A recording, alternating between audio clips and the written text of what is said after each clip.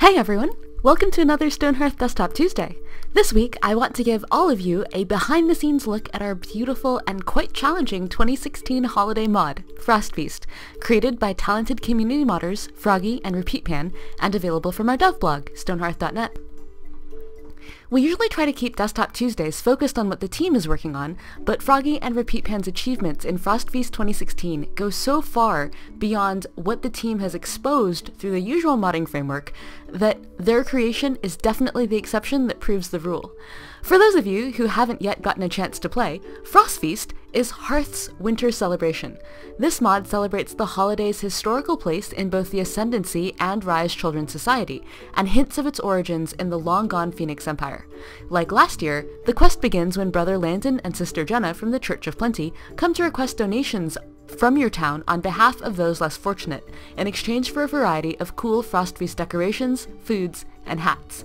In addition, this year, the story has also come to incorporate an evolving town centerpiece tree, and maybe cultists?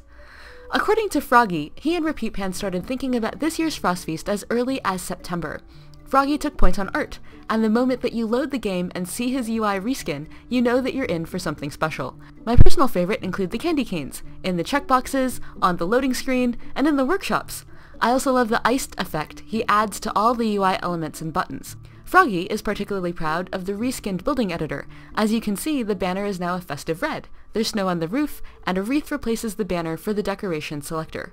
On the team, we're incredibly impressed with this work because the building UI is pretty, but not very extensible and certainly not easily moddable. Each highlighted area is a polygon described in code via coordinates, and to change the size and shape of the area, you have to create a new polygon and map it to the updated graphics just right.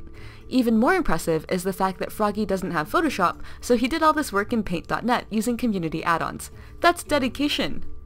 In addition to the UI, you can see Froggy's hand in a number of gorgeous models, all the decor from last year, plus hats and winter outfits for everybody, new crops, new food, and perhaps most importantly, in an insanely pretty, dynamically changing Frostfeast monument.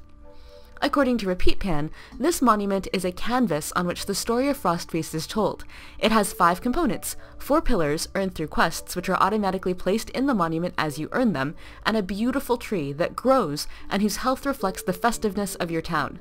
The tree, RepeatPan says, transitions fluidly from thin and brown to green and broad, with each branch its own model, and affected individually. The tree is the first model in Stonehearth that changes fluidly to represent the state of your game, and just like the magic chimneys from last year, and the heaters around which your hearthlings must cluster to stay warm, it serves as an example of how mods can dramatically push what is possible in a game like this one.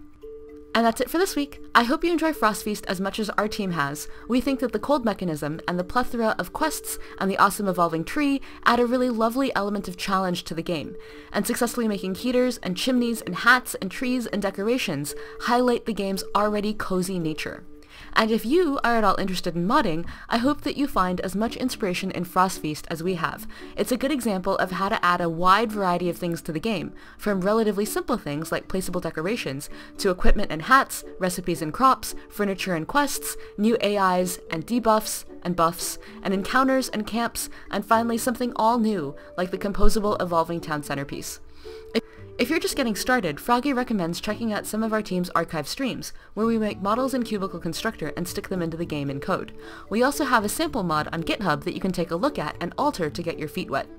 Team Stonehearth will be on break with the rest of our whole office for the next few weeks, so expect your next Desktop Tuesday on January 10th. In the meantime, we hope you get to play some Stonehearth and Frostfeast this holiday season, and that you upload your screens and stories about your winter towns for all of us to see. If you try out your hand at modding, we look forward to seeing your creations too. Have a wonderful holiday, and happy Frostfeast to all of you.